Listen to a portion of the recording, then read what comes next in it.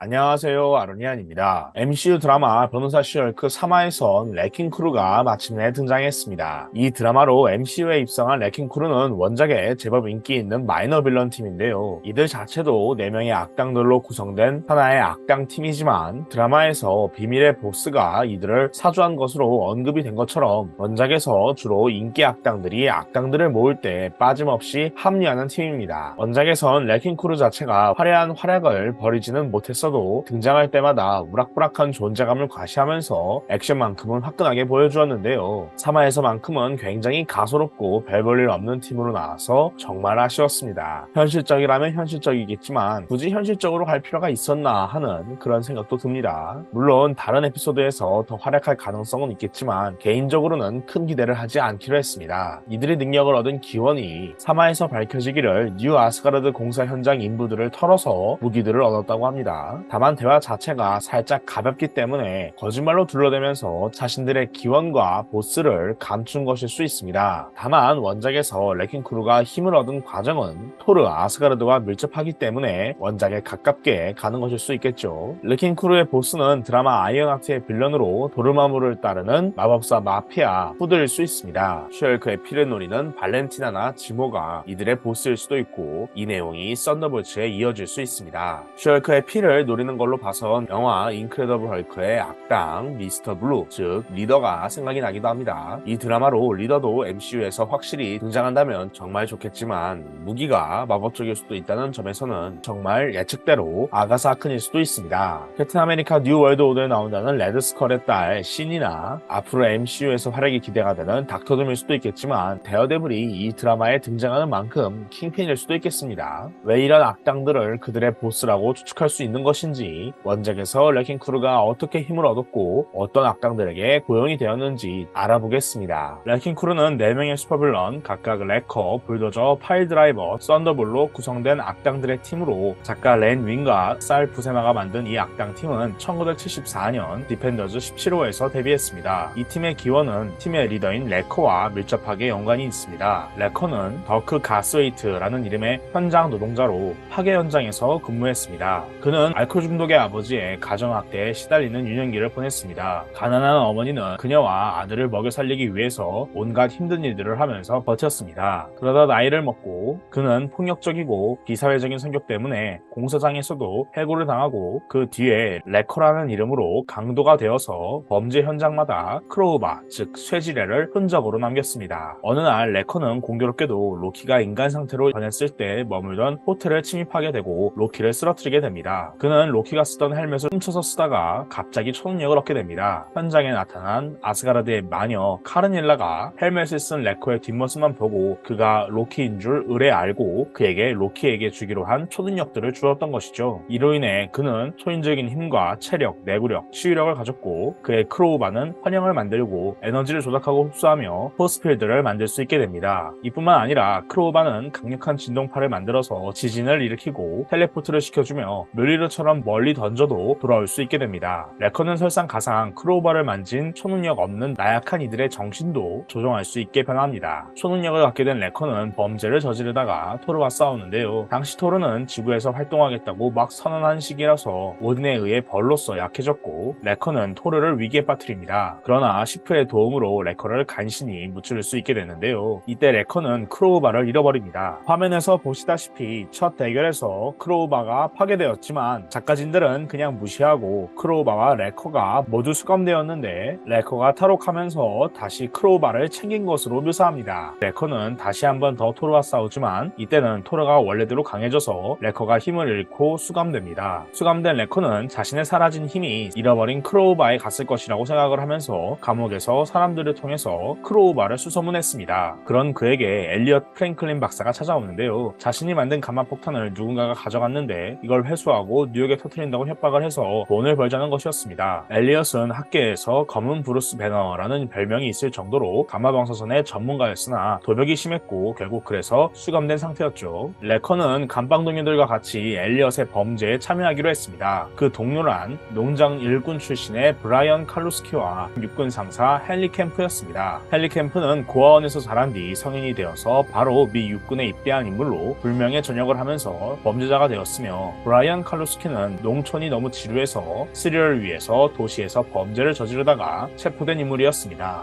탈옥한 이들은 결국 성공적으로 레커의 크로우바를 찾았고, 레커는 크로우바를 통해서 자신의 힘을 4등분하기로 합니다. 폭풍이 휘몰아치는 밤 4명이 모두 마법의 크로우바를 손에 쥐고 번개가 내리치면서 이들에게 레커의 초인적인 힘이 각각 4등분되어서 나눠집니다. 그렇게 레커, 썬더볼, 불도저, 파일 드라이버가 레킹 크루라는 팀을 만듭니다. 이들이 가진 능력은 모두 레커와 같았는데요. 썬더볼은 박사기에 이 팀의 두뇌로 전략과 과학기술을 담당하며 거대한 레킹 볼을 무기로 사용합니다. 불도저는 강력한 헬멧을 착용한 채로 상대의 머리에 냅다 들이박는 박치기라는 습관이 있었습니다. 다만 이들은 레커의 크로우바로 레커의 힘을 나눠 가진 것이기 때문에 크로우바가 너무 멀리 떨어지면 점점 약해진다는 특이한 약점이 있었습니다. 그래서 리더인 레커와 늘 붙어 다녔는데요. 이들은 감마폭탄을 찾다가 헐크, 닥터 스트레인지, 나이트호크로 구성된 디펜더즈와 루크 케이지와 싸우고 패배합니다. 이것이 레킹 크루의 첫 등장이었는데요. 닥터 스트레인지가 마법으로 크로우바를 림보라는 곳으로 보내서 봉인하지만 퍼펫 마스터가 이를 회수해서 레커에게 돌려줍니다. 디펜더즈에게 당한 뒤로 레킹 크루는 미스티 나이트를 납치해서 아이언 피스트에게 어벤져스 맨션에 들어갈 방법을 찾으라고 협박을 하지만 캡틴과 아이언 피스트가 토르 맞춤 시뮬레이션 훈련장 기술로 레킹 크루를 속여서 또다시 실패합니다. 이후에 탈옥한 레킹 크루는 토르와 직접 맞붙는데 이때 어느 무고한 시민이 죽자 극대노한 토르에 의해 순식간에 제압이 되고 다시 수감됩니다. 참다 못한 썬더볼은 홀로 탈옥을 해서 홀로 크로우바를 차지하지만 스파이더맨에게 발각되고 그의 잔머리에 의해 다시 한번 감옥에 갑니다. 그러다 레킹 크루는 비욘드에게 선택을 받아서 오리지널 시크릿 워즈에 참여하게 됩니다. 여기서 레킹 크루는 슈얼크와 싸우는데 타이타니아와도 만나게 됩니다. 레킹 크루의 가장 악랄한 범행은 어벤져스 언더시즈라는 스토리에 있었는데 지모의 명에 따라서 레킹 크루가 마스터즈 오브 이블의 멤버로서 당시 어벤져스 멤버 헤라클레스에게 치명상을 입힌 것이었습니다. 집단 폭행으로 헤라클레스에게 가장 큰 부상을 입힌 것이라서 헤라클레스 인생에서도 중요한 순간 중 하나였는데요. 결국 헤라클레스는 죽지는 않고 병원에 이송되는데 이때 지모는 레킹 크루가 아니라 타이타니아와 압수익맨 커플을 보내서 헤라클레스를 아예 죽이려고 했습니다. 사건이 끝나자 분노한 제우스가 헤라클레스와 어벤져스를 올림푸스로 데려와서 직접 어벤져스와 싸우기까지 합니다. 이때 토르가 레킹 크루의 힘을 빼앗고 이 때문에 레커에게 그 힘들이 모두 돌아갑니다. 그래서 레커만 탈출하고 나머지 멤버들은 체포가 되는데요. 레커는 스파이더 우먼보다 먼저 어떤 디스크를 차지하려고 추격전을 벌였습니다. 결국 그는 팀원들을 탈출시키고 다시 힘을 주려고 했으나 썬더볼이 다시 혼자서 힘을 차지하려고 배신합니다. 그러나 레커가 다시 크로우바를 차지하는데요. 이때 스파이더 우먼이 레커에게 그의 어머니가 막 돌아가셨다는 소식을 전해줍니다. 레커는 임종을 지키지 못했다는 사실에 분노하며 방황하는데요. 이 사건 후에 그는 썬더볼을 찾아서 복수하려다가 대래 신과 싸우게 됩니다. 레커는 결국 체포가 되는데요. 이들은 볼트에서 베놈이 일으킨 대학살에 합류하고 도망칩니다. 이때 레킹 크루는 데미지 컨트롤의 요원들을 납치해서 문제를 해결하려다가 캡틴이 등장으로 도망칩니다. 레커는 다른 히어로와 싸우는 액처 오브 벤전스 이벤트에서 아이언맨을 상대하기로 했으나 실패하면서 볼트에 체포됩니다. 이들은 다시 화해하고 다시 헤라클레스를 찾아가고 헤라클레스는 트라우마에 빠지지만 토르가 헤라클레스를 도와서 그의 자신감을 다시 키워줍니다. 이후 레킹 크루는 저거너트를 찾는 영국의 히어로팀 엑스칼리버를 크로우바로 조종을 해서 토르를 저거너트로 인식하게 만들었습니다. 여기서 불도저만 체포되자 나머지 레킹 크루가 불도저를 탈옥시키는데요. 로키는 고스트라이더와 메피스토를 이용해서 레커를 제외한 모든 레킹 크루 멤버들에게서 힘을 다시 찾아갔습니다. 그 이후에 레커도 납치해서 레커의 힘도 빼앗는데요. 강해진 로키는 토르와 싸우지만 결국 실패하고 약해진 레커는 로키에 의해서 어느 차원으로 보내집니다. 레커가 사라지자 썬더볼은 파워스투를 입고 시크릿 엠파이어와 일하기 시작하는데요. 스파이더맨과 퍼니셔, 문네트에게 패배하자 썬더볼은 차원간 능력 흡수 장치를 개발해서 레커를 구조합니다. 레커는 하는 수 없이 썬더볼을 리더로 삼고 레킹 크루는 알파 플라이트와 싸우는데요. 레커는 결국 자신이 리더여야 한다면서 다시 썬더볼과 충돌합니다. 그러다 이들은 화해하면서 타이타니아와 압수빅맨의 결혼식에 참석합니다. 오딘이 라그나로크를 피하고자 하면서 레킹 크루도 약해지기 시작합니다. 그러다 결국 초인들을 잡는 특수부대팀 코드 블루에 체포가 되는데요. 아르님 졸라가 이들을 일시적으로 다시 강하게 해주고 자유의 여신상을 파괴하라고 사주하지만 지모의 썬더볼츠가 이들을 막으면서 첫 공식 활약을 벌입니다. 재판 도중에 탈옥한 레킹 크루는 월스트리트를 파괴하면서 스파이더맨과 싸우다가 네이머를 만나게 되고 네이머의 아틀란티스에서 보물들을 훔치려다가 네이머와 아이언맨과 맨과 싸우게 됩니다. 이후에 둠즈데이 맨이 그들에게 능력을 주는데요. 이제 이들은 이 능력으로 캡틴 마블을 납치하려고 하지만 대신에 어벤져스를 만나게 됩니다. 스칼렛 위치는 이들을 상대하다가 지구에 근접한 다른 차원으로 레킹 크루를 보내버리고 마는데요. 레킹 크루는 그곳에서 지배자가 됩니다. 어벤져스는 레킹 크루를 제압하고 그 차원을 해방시키는데요. 둠즈데이 맨도 패배하면서 레킹 크루의 힘은 원래대로 돌아갑니다. 이후 레킹 크루는 워리어즈 3를 죽이려다가 토르에게 제압됩니다. 모간 르페이가 이들을 이용하지만 결국 실패하고 마는데요. 이후에 팀 입자로 수감원들이 작아지는 빅하우스에 수감된 레킹 크루는 탈옥하여 슈얼크의 피부에 숨지만 결국 적발되어서 슈얼크 친구들에게 된통당합니다. 간신히 탈옥한 이들은 서부로 가서 프라이드라는 범죄 조직의 뒤를 잇고자 했으나 러너웨이즈에 의해 실패하게 됩니다. 이때는 파일드라이버의 아들이 엑스카베이터라는 이름으로 레킹 크루에 합류해서 러너웨이즈와 싸우는 것을 도왔습니다. 결국 이들은 라프트라는 감옥에 수감되는데요. 일렉트로가 이 감옥에 대탈옥을 일으키면서 뉴어벤져스는 레커를 비롯한 레킹 크루와 악당들을 추적했습니다. 이후 레킹 크루는 영국에서 저거너트가 합류한 엑스칼리버와도 싸웠는데요. 11워에선 레킹 크루는 아예 그냥 캐나다로 탈옥해버리는데요. 여기선 어느 술집에 들어가서 전화가 시끄럽게 울린다는 이유로 손님을 모조리 살해하는 악행을 저지르고 오메가 플레이트라는 히어로 팀과 충돌했습니다. 새로이 뉴욕에서 범죄 제국을 만드는 후드는 레킹 크루도 자신의 조직 후드의 갱에 합류시켰습니다. 후드의 갱은 뉴어벤져스와 싸웠고 레킹 크루는 별개로 퍼니셔와도 충돌했습니다. 그러다 시크릿 인베이전에서 후드의 갱으로서 스크럴의 지구 침공에도 맞서 싸웠으며 다크레인 기간에도 스파이더맨, 캡틴, 데드풀과 각각 싸웠으며 다크 어벤져스에게 패배하기도 했습니다. 머지않아 후드는 레킹 크루에게 바로 그 다크 어벤져스의 누만 오스본과 우리가 몰래 협력하고 있는 사이라고 비밀을 밝혔습니다. 결국 이들은 시즈 오브 아스가르드에서 후드의 갱으로서 참전했습니다. 시즈가 노만의 패배로 끝나면서 라프트에 수감되지만 이들은 탈옥해서 당시의 캡틴이 된 버키와 싸우기도 했죠.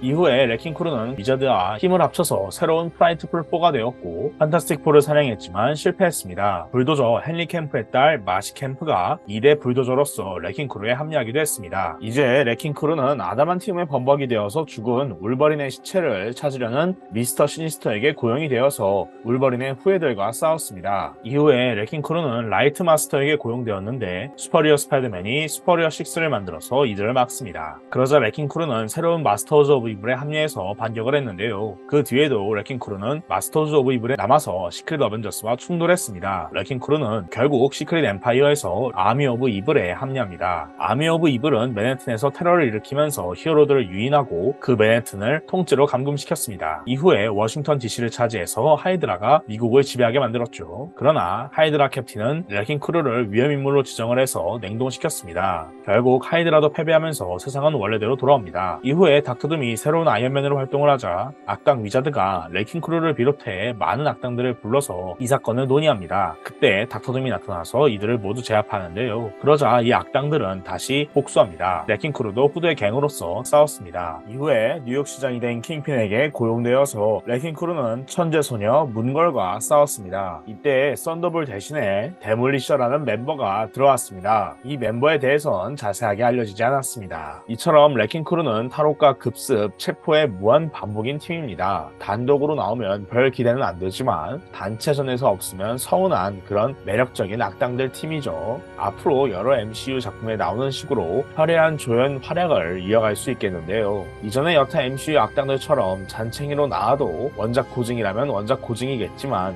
부디 원작처럼 강력하고 호쾌한 잔챙이들로 MCU에서도 나왔으면 하는 바람이 있습니다.